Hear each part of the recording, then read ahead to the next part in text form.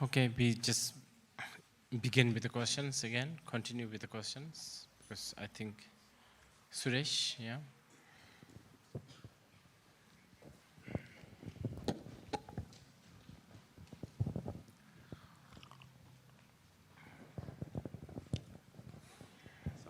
Hello, okay. Rinpoche, Śāntideva says here that may I be a bridge, a boat, a ship, island, a lamp.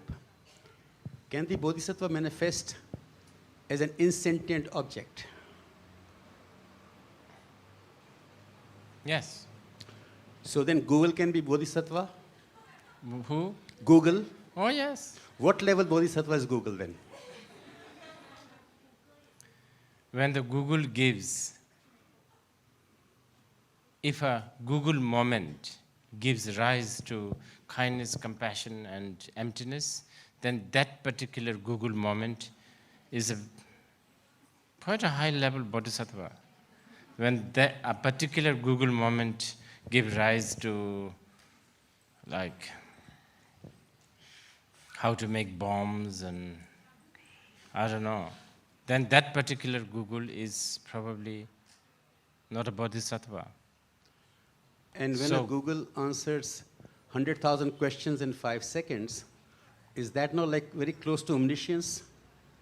No, not at all. No? No. Because for Google, there is 100,000 answers. Omniscience doesn't even have numbers like 100,000s. For omniscient mind, 1 and 1,000 has no difference. So it's a totally different. From the omniscient point of view, Google knows nothing.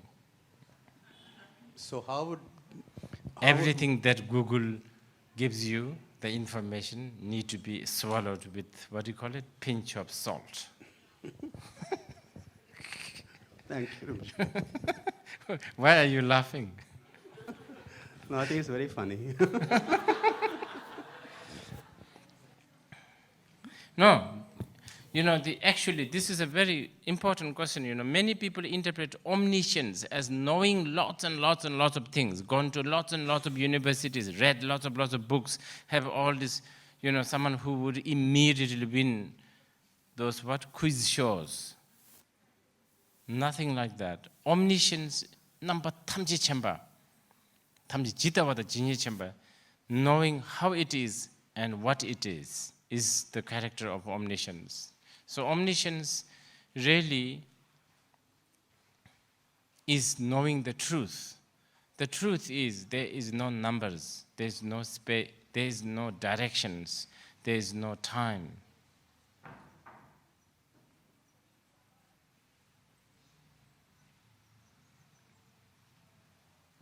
There is no even a concept called infinite.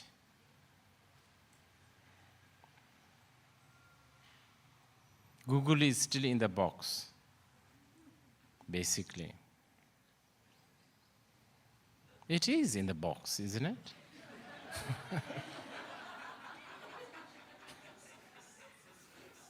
What? Yes.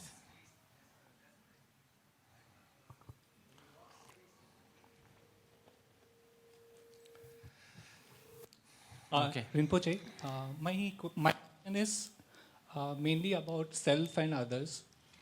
Yesterday you made an interesting point that self and others are same according to one point of view, right? Self and? Others. Self and others. It's both a concept, yes. But a very stubborn concept, very solid. Okay. And you say they are same. Wait. As in mind training? No, there was a statement wherein, according to one point of view, self and others are same. Maybe as in mind training. There is a technique to think that way. I don't remember what I've said, Don't take everything what I've said seriously. Right. Okay, my question was mainly... I go into trance, not with some supernatural being, but delusion. And the reason I asked question was usually the problems start because when we think of others as different from us, and that is where all the problems usually start. So Yes. if this Yes. concept of self and others is same is true, Yes, then from it's the- a very helpful concept. Yeah, from the ultimate point of view. Okay, since you raised the question, and since I should also give you a dosage of 9th chapter for today. Okay.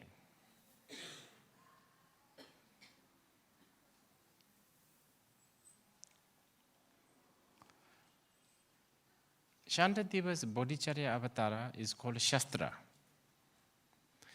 I guess Shastra in Sanskrit means something like a commentary, right?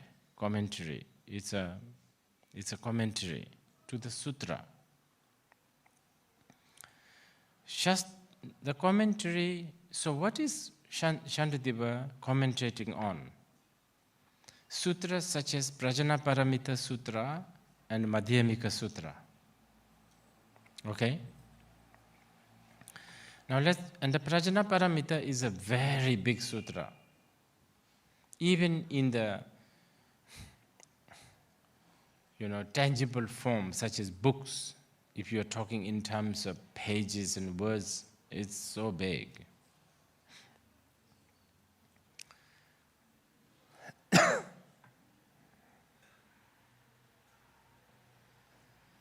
To give you a glimpse of the Prajanaparamita, which I should because 9th chapter is all about that.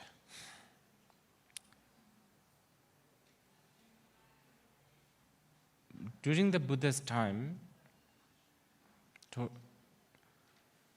most important conference was held on top of what we present day, what we call Rajgir. It's in Bihar. If you go there, you will see nothing, nothing significant. It's just a mound.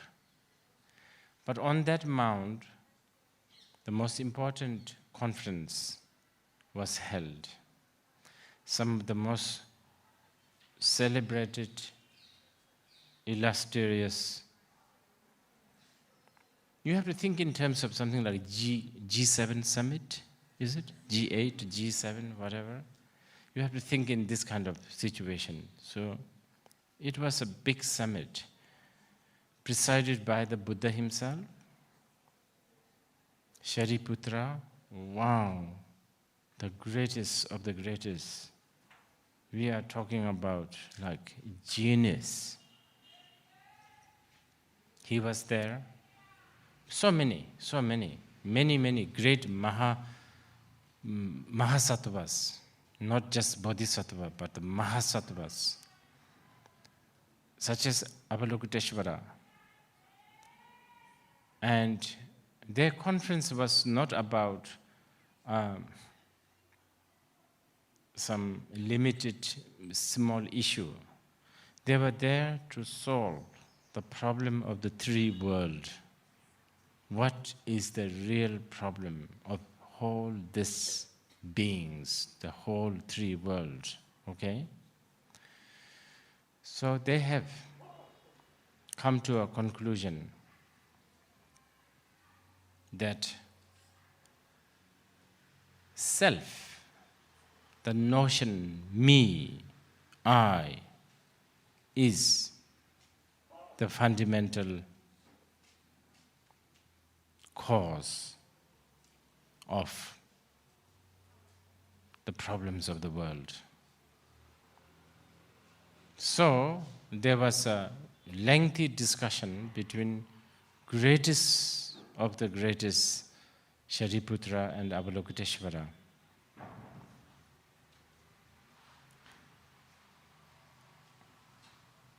What is self? And there they all concluded that Okay, so it is a systematic discussion. So they have come to a conclusion that when we think about self, we are always referring to either 5, 4, 3, yes, I think that's about it. 3 different kinds of aggregate. Form, feeling, there's that 5 aggregates that Buddhists talk about. They couldn't find anything else beyond that, which can be referred, which can be pointed out as self. So separately, they analyze. And as they analyze separately, they have found that so-called the form is emptiness. But what do we mean by form is emptiness? We could see. It's not like it's gone, it's void. Then they come to a conclusion that emptiness is form. Form is not other than the emptiness. Emptiness is not other than the form. So on and so forth. They've analyzed every aggregates, feelings, consciousness, karmic formation, all of that. And once these aggregates are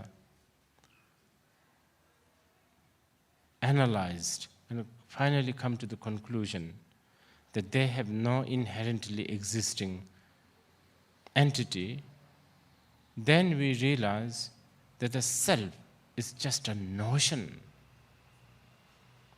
It's just an idea.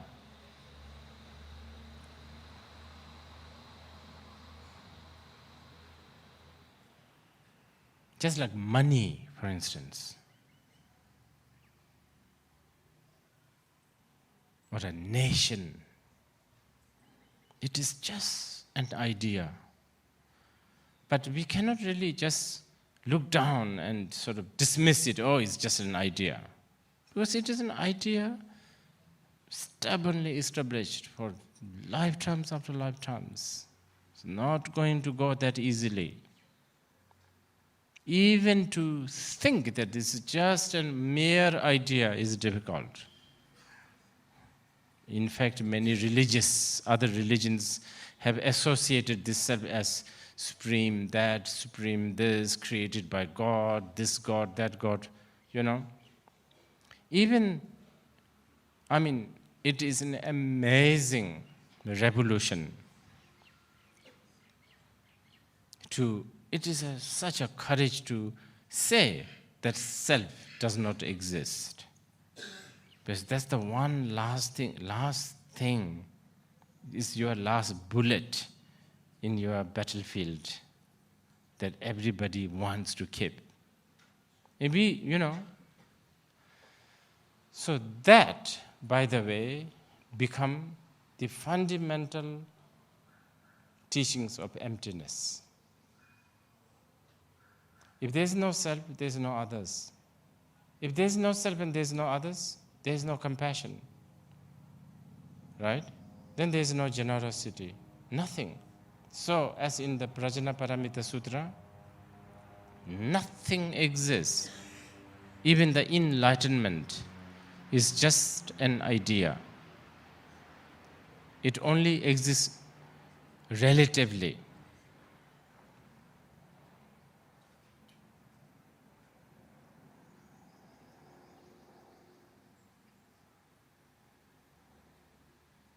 And just to conclude that realization is referred as the Maha Mantra, the great mantra. And out of the compassion of the Buddha, you can even chant that mantra, Tathagata yatam gati gati paragati parasam gati bodhi swaha. But those are just a tool. But again, when I say word just, I'm not dismissing it. It's stubborn. Okay? So that, from that point of view, self and other does not even exist. And if they do not exist, I cannot even say it is same. If I say it is same, I'm asserting they exist. Now, to understand that truth, we have path. Now, during the path, as a bodhisattva, we can train our mind in thinking, self and other are one or same, or exchanging self and the other. There's a lengthy discourse on that in this book, which you will hear. So that's just a glimpse of the 9th chapter again.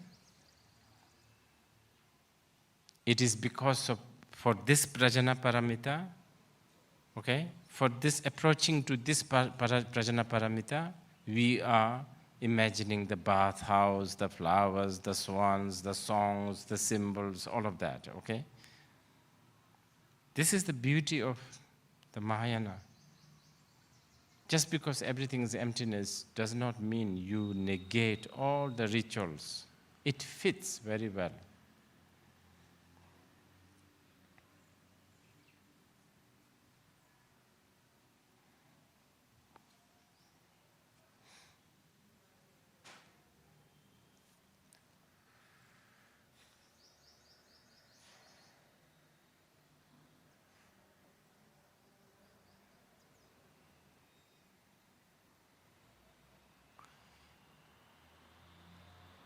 Building a path based on righteousness never works. Building a path based on emptiness fits so well.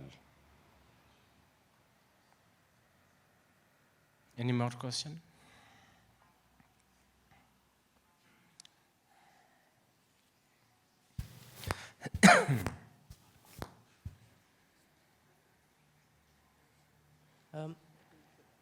In this chapter, we were reading about like how you also mentioned that even when you blink, it can be something which is good for all beings. So, what kind of attitude do you need to keep at the beginning of every day, or something? Because sometimes we are very angry and we're not in the right frame of mind to. Oh yeah.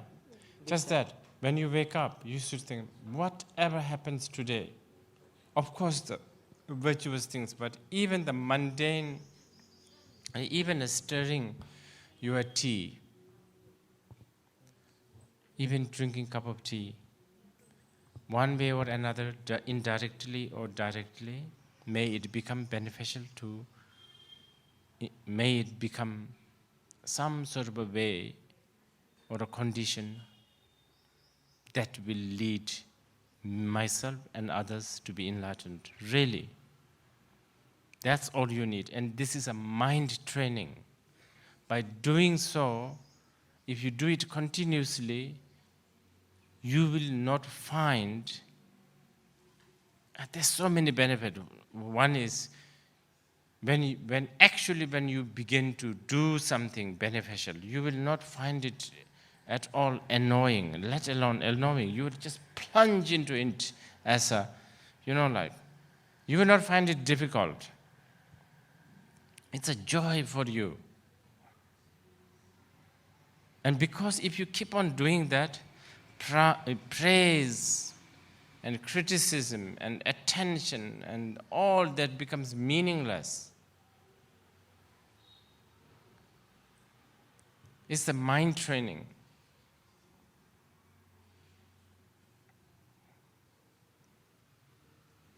And it's a very practical, simple mind training. No exotic mantras or visualization. Not a single reason why you should not do it. It's beneficial to yourself, it's beneficial to others. It's going to release a lot of stress. Because even, it's a bit like this, okay. Like when you give a coin wholeheartedly, kindly to a beggar, immediately it makes you happy. Immediately, that act of generosity makes you happy. There is the result already. You don't even have to wait for the effect of this generosity in the next life. Already you are full of joy for being able to do something to somebody. Of course, when you are doing it wholeheartedly and kindly and genuinely, not just trying to buzz off. Okay? I have a question. In this chapter, there's this place where you say, having given this body up for the pleasure of all living beings by killing, abusing, beating. And then there is somewhere where you say, may I be a protector for those, for others. So talking from the perspective of relative truth and taking metta bhavana as another point of reference where one, we treat all as equal, self and other. How does this fit in with that, where we are treating ourself, our body, giving our body up for beating and all kind of unhealthy situations, and trying to protect the other? Oh, it's all again mind training. It's a state. I'm sorry, actually, you are right, because I'm kind of galloping through this a little bit. It's a gradual, mind training. First you do that. Okay, do whatever you want, I'm your slave. And then you develop a little bit more courage. Actually, I can do more. I'm going to save you, I'm going to protect you, like that. There's a lot of... Somebody should research how many commentaries on Bodhicaryāvatāra just in the Tibetan. There is so many. People, everybody loves this, and it still goes. The love for this text goes on.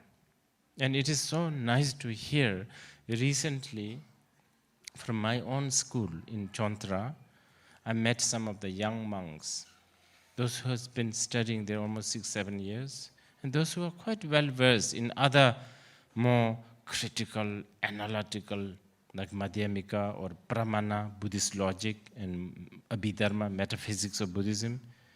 I was asking them, and they wholeheartedly, unanimously said that just how much they just love reading Bodhicaryāvatāra, because one would think, like Bodhicaryāvatāra being the first ever, so it's like the introduction lesson.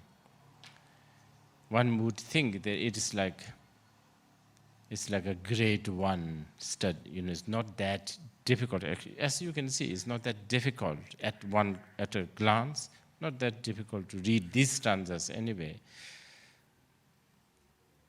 It is actually, if you go in depth, then it becomes more and more. There's an endless depth. And that's the beauty. There's a lot of stages.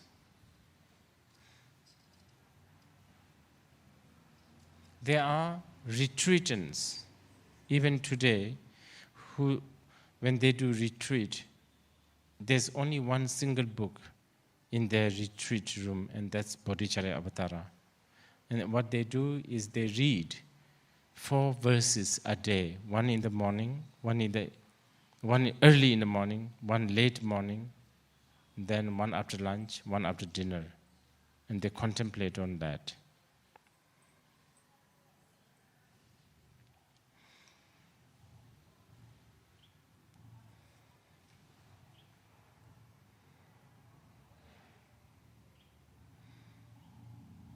Okay, any more question?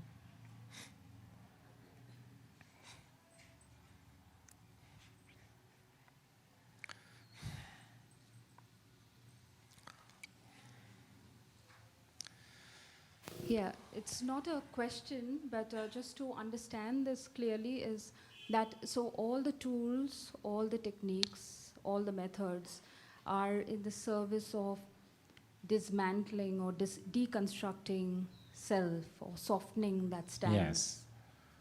Very good. Yes.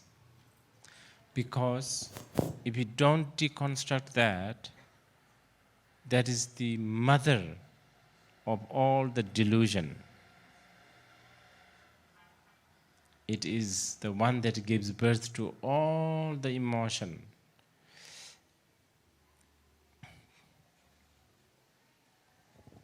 That's why it's even it's called Korvitsawa, meaning the root of the samsara. It is the samsara.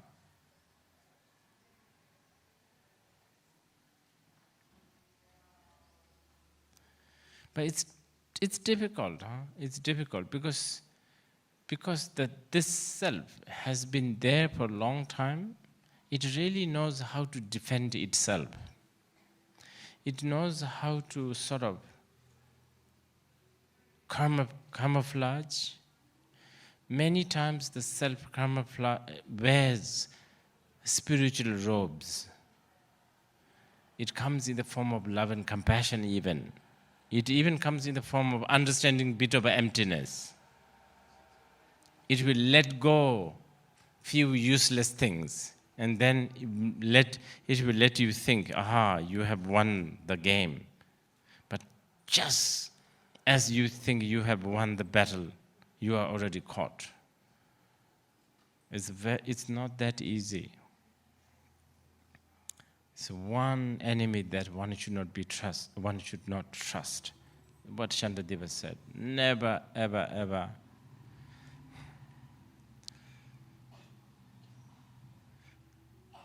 But okay, the difficulty is also because it is this self that is also wishing to be enlightened. So that makes it a little difficult. Because there is a bit of, we have to kind of give the self the credit for even wanting that.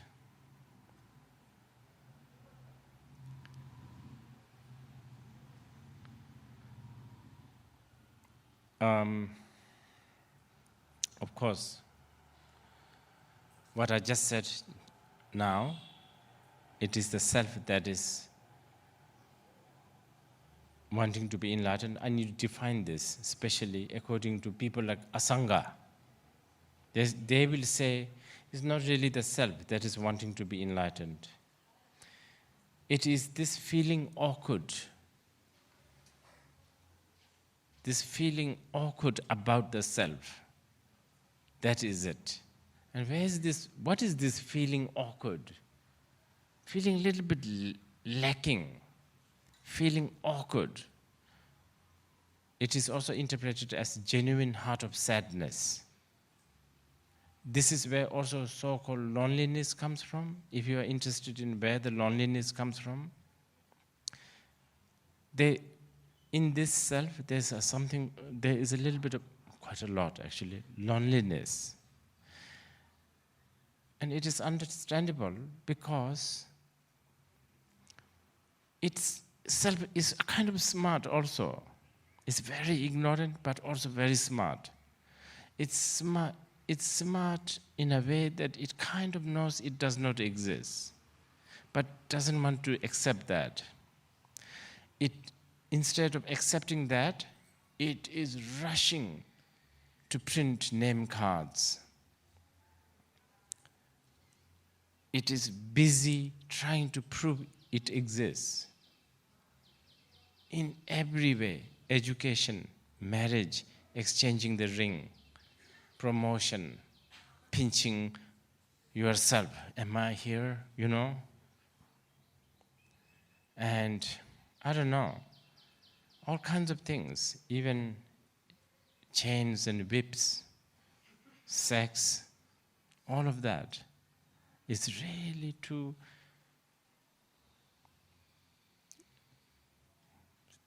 confirm that it exists, but then it never really confirms. It never really managed to confirm.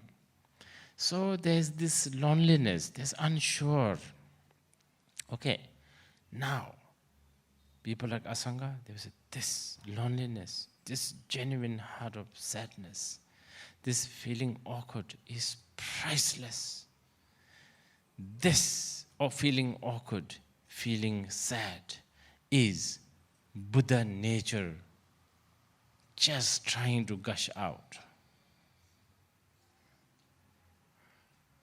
It's like, it's just want to come out. The feeling, insecurity, all that. As we go along the text, I think we will be talking this a lot. I think the psychology students might like to contribute a little bit on that. But whatever I'm saying is a classic Buddhist. I'm only, copy paste, rewind and play back. That's all I'm doing. It's a classic Buddhist way of interpreting the notion of self.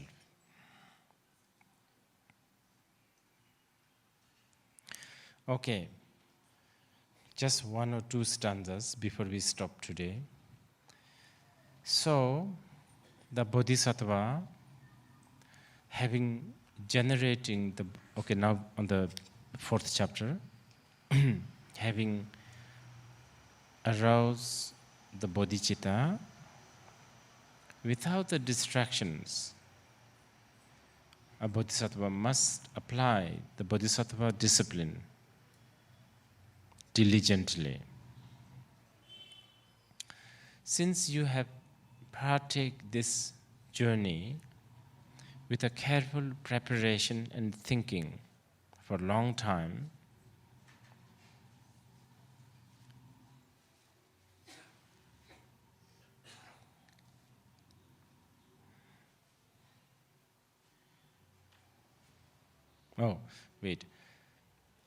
any endeavor that you pursue without proper, proper thinking, without proper measurement or measuring,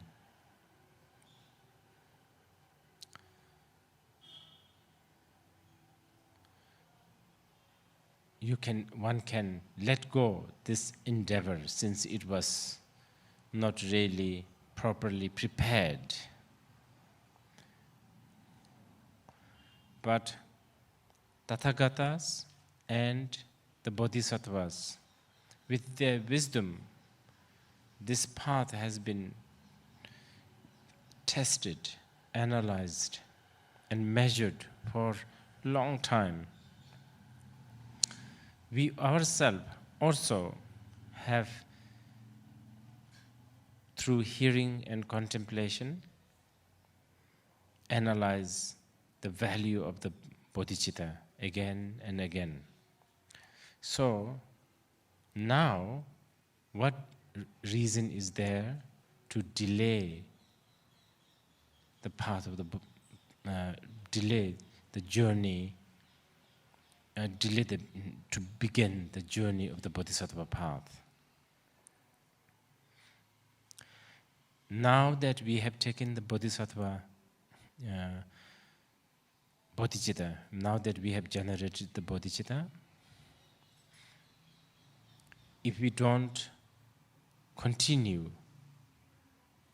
our caste duty of serving the Buddhas and sentient beings, then we will be deceiving the sentient beings. Okay, I think maybe we'll just end it here today.